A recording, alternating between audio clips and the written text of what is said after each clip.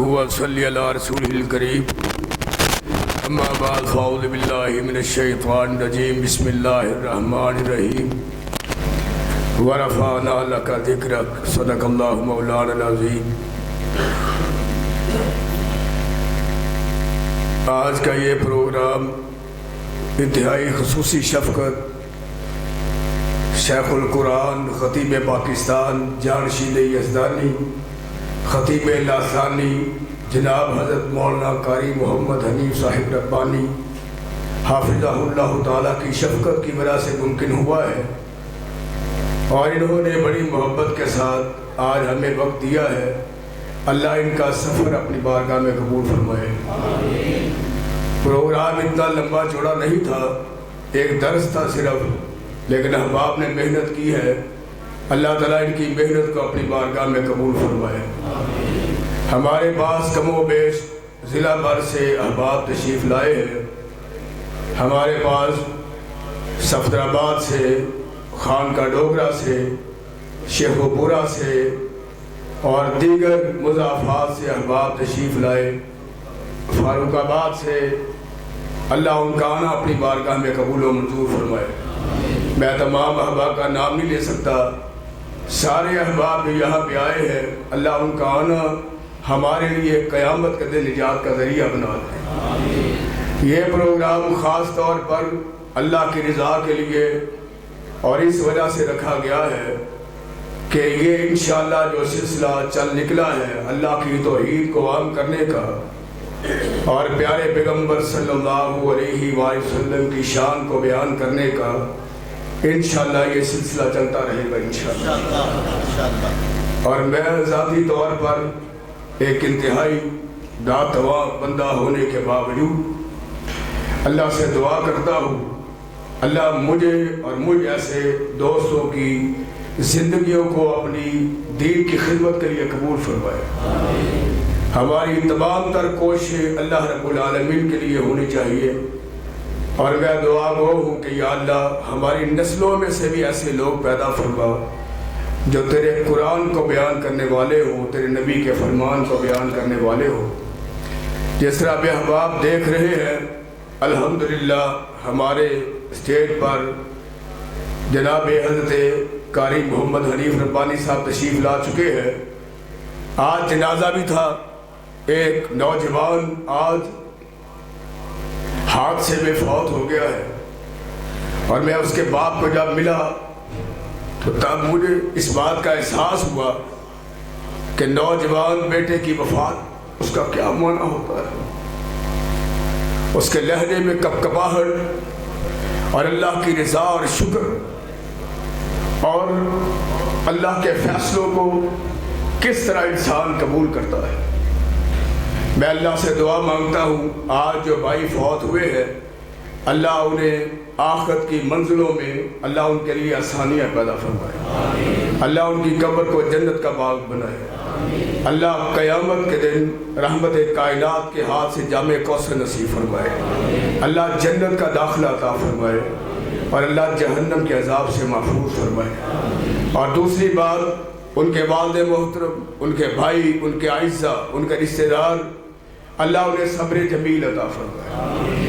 اللہ کے فیصلوں کے آگے کوئی بول نہیں سکتا، اللہ تعالیٰ ان کے گھر والوں کو اپنی رحمت سے صبر عطا فرمائے۔ یہ وہی جانتا ہوتا ہے جس کا نقصان ہوتا ہے، جس تن لگے وہ تن جانے۔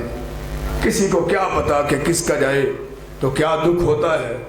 یہ نوجوان کی موت، اللہ تعالیٰ اس نوجوان کو اپنی رحمت میں جگہ عطا فرمائے۔ میں انتہائی اختصار کے ساتھ، جناب محترم قاری صاحب سفر کر کے تشریف لائے ہیں، میں کوئی مفصل گفتگو کرنا نہیں چاہتا، صرف ایک بات میں آپ کے سامنے بیان کرنا چاہوں گا کہ لیڈر کس کو کہتے ہیں، قائد کون ہوتا ہے۔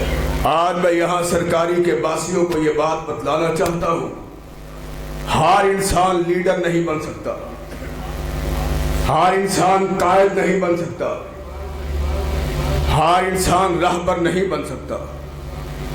راہبر بننے کے لیے، قائد بننے کے لیے، لیڈر بننے کے لیے بڑا بننے کے لیے انسان کا دل بھی بڑا ہونا چاہیے، انسان کا حوصلہ بھی بڑا ہونا چاہیے، اور مخلوق خدا میں سب سے زیادہ حوصلہ اگر اللہ نے عطا کیا تھا تو وہ حضرت محمد مصطفیٰ کو عطا فرمایا۔ آپ مکے میں تھے، اللہ کے حکم سے آپ نے نبوت کا اعلان فرمایا، اور وہی لوگ جو آپ کی جان کے دشمن تھے، وہی لوگ جو آپ کے خلاف برسر پیکار تھے، 13 سال ظلم و ستم کی ندیاں بہتی رہی، لیکن آپ صلی اللہ علیہ وآلہ وسلم نے 13 سال میں ہمیں یہ درس دیا ہے کہ اگر کوئی کاہن کہے اسے جواب نہ دیا کرو، اگر کوئی شاعر کہے اسے جواب نہ دیا کرو، اگر کوئی مجنون کہے اس کی بات کا جواب نہ دیا کرو، اگر کوئی تمہیں مذمم کہے اس کی بات کا جواب نہ دیا کرو، اگر کوئی تمہیں شاعر کہے اس کی بات کا جواب نہ دیا کرو۔ آقا پھر ہم کیا کریں؟ فرمایا جب نبوت کا اعلان کیا آپ نے کہا قولوا لا الہ الا اللہ تفلحوا تملک العرب والعجم، لا الہ الا اللہ کہہ دو تم عرب و عجم کے مالک بن جاؤ گے۔ مکے کی سرزمین کے اندر آقا جب آپ نے نبوت کا اعلان فرمایا تو آپ کے ساتھ کیا حالات پیش آئے، پھر آپ کا کیا بنا؟ دعوت دینے کے بعد آپ تو لیڈر تھے، آپ قائد تھے، آپ رہبر و رہنما تھے، پھر جب آپ کو کہا گیا تبا لک یا محمد ولہذا جمعتنا، نعوذ باللہ آپ کے دونوں ہاتھ نعوذ باللہ خاک آلود ہو جائے، کیا آپ نے ہمیں اس لیے یہاں پر جمع کیا ہے؟ لات کچھ نہیں کر سکتا، منات کچھ نہیں کر سکتا، ود سوا یعوق یغوث نصر نائلہ اور اصحاب کچھ نہیں کر سکتے۔ جب آپ نے اعلان کیا پھر کیا ہوا؟ فرمایا کہنے والوں نے مجھے کہا تیرے دونوں ہاتھ نعوذ باللہ خاک آلود ہو جائے، میں نے جواب نہیں دیا، عرش والے اللہ نے جواب دے کے کہا تبت یدا ابی لہب وتب ما اغنی عنہ مالہ وما کسب سیصلی نارا ذات لہب۔ اے حوصلے والے، اے بڑے دل والے، اے شان و شکوہ والے، تیری عظمت کے کیا کہنے، تیری شان کے کیا کہنے، تیری صفت کے کیا کہنے، کہنے والے تجھے گالیاں دے رہے، تو خاموش ہو کر ان کی بات کو سن رہا، اللہ عرش سے جواب دے رہا ہے۔ امام کائنات نے گالی کا جواب گالی سے نہیں دیا، کہا کہ تو تو قائد ہے، تو تو عظیم المرتبت ہے، بتلائیے آپ کو شاعر کہا گیا، آپ نے کیا کیا؟ فرمایا میں نے اخلاق پیش کیا، میں نے لوگوں کا دل جیتا۔ اللہ نے قرآن میں کہا وَإِنَّكَ لَعَلَىٰ خُلُقٍ عَظِيمٍ، کائنات کے اندر آدم آئے، نوح آئے، ہود آئے، یوشع آئے، شیس آئے، صالح آئے، ابراہیم آئے، اسماعیل آئے، یحییٰ آئے، زکریا آئے، عیسیٰ آئے، سلیمان آئے، داؤد آئے، ساری کائنات کے اندر پیغمبر آتے رہے، سب کا اخلاق بہترین تھا۔ کائنات کے رب نے کہا وَإِنَّكَ لَعَلَىٰ خُلُقٍ عَظِيمٍ، سب کے اخلاق بلند تر، سب کی شان بلند تر، سارے بڑے اعلیٰ، سارے بڑے بہتر۔ لیکن سن لو، اس کائنات کے اندر اگر سب کا اخلاق سب سے اعلیٰ ہے ساری کائنات کے انسانوں کے اندر، تو وہ اخلاق محمد مصطفیٰ کا۔ کہا آپ گالی کا جواب گالی سے کیوں نہیں دیتے؟ آپ تبرہ کا جواب تبرہ سے کیوں نہیں دیتے؟ سرکاری کے باسیوں، یہ بات لکھ لو، کہا گالی دینے والے کا جواب کیوں نہیں دیتے؟ نافرمانی کرنے والے کو جواب کیوں نہیں دیتے؟ جس نے تیری بیٹیوں کو طلاقیں دی اس کو جواب کیوں نہیں دیتے؟ جنہوں نے آپ کے دروازے پر گندگی پھینکی اس کو جواب کیوں نہیں دیتے؟ جنہوں نے تیرے گلے میں کپڑا ڈال کر تجھے گھسیٹا آپ اس کو جواب کیوں نہیں دیتے؟ کہا تو نے قرآن نہیں پڑھا؟ میرے رب نے قرآن میں کہا ہے وَمَا أَرْسَلْنَاكَ إِلَّا رَحْمَةً لِلْعَالَمِينَ، ہم نے نبیوں کو بھیجا، نبیوں کو شان عطا فرمائی، نبیوں کو مقام عطا فرمایا، لیکن کائنات کے اندر جس کو سارے جہانوں کے لیے رحمت بنا کے بھیجا وہ محمد مصطفیٰ کی ذات سے۔ میں رحمت بن کے آیا، میں شافع محشر بن کے آیا، گالیاں دینے والے گالیاں دیتے رہے، تبرہ کرنے والے تبرہ کرتے رہے، محمد عظمت کی سیڑھیاں چڑھتا رہا۔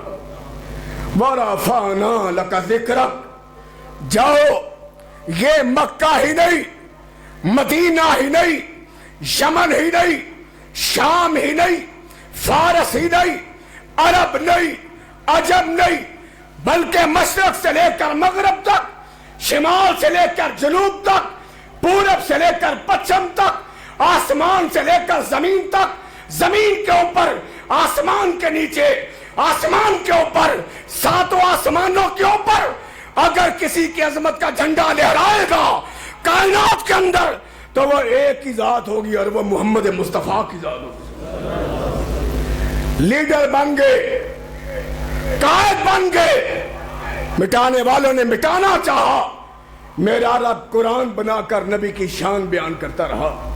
یا ایھا المزمل یا ایھا المدثر والضحی واللیل اذا سجا ما ودعک ربک وما قلی وللآخرۃ خیر لک من الاولی الم نشرح لک صدرک ووضعنا عنک وزرک الذی انقض ظہرک ورفعنا لک ذکرک۔ اے محمد تو غم زدہ نہ ہوا کر، کوئی یہ نہ سمجھے اس کا باپ نہیں رہا، اس کی ماں نہیں رہی، اس کے گھر والے نہ رہے۔ الم یجدک یتیما فآویٰ، میں اللہ تیری عظمتوں کو بلند کرنے والا، میں اللہ تیری پرورش کرنے والا۔ اور ماں حلیمہ سعدیہ کا واقعہ ابن ہشام میں لکھا ہے، کہا ماں حلیمہ سعدیہ رضی اللہ تعالی عنہا صبح کے وقت رحمت کائنات کا چہرہ دھونا چاہتی، آپ کے چہرے کو صاف کرنا چاہتی۔ کہا میں حیران رہ جاتی جب میں نبی کے چہرے کو دھونا چاہتی، مجھے ایسے لگتا ہے جیسے مجھ سے پہلے ہی کوئی محمد کا چہرہ دھو گیا ایسے۔ کہا میں سرما ڈالنا چاہتی، میں حیران رہ جاتی اس کی سرمگی نگاہیں، کہا ایسے لگتا جیسے مجھ سے پہلے ہی کوئی محمد کی آنکھوں میں سلائی ڈال کے چلا گیا۔ اتنا عظیم تر